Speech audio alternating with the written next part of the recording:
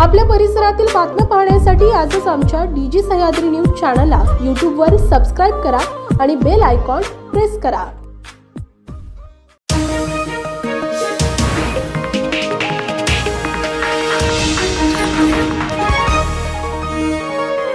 डीजी Sahyadri news, आवाज लोकशाहीचा।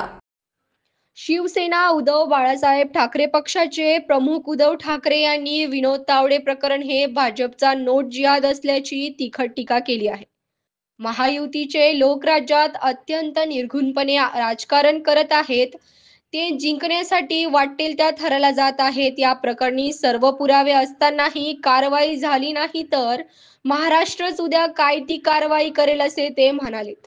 हे प्रकरण भाजप किंवा महायुतीमध्ये सुरू असणाऱ्या गँग वॉरचे उदाहरण असल्याचा दावाही त्यांनी यावेळी केला।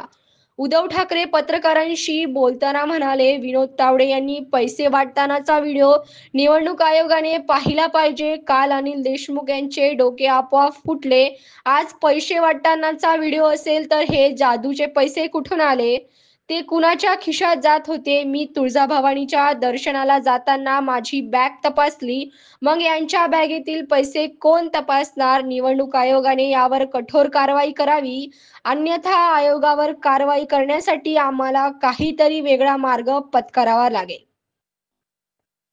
संपादक सानिका गायकवाड, डीजी सह्याद्री।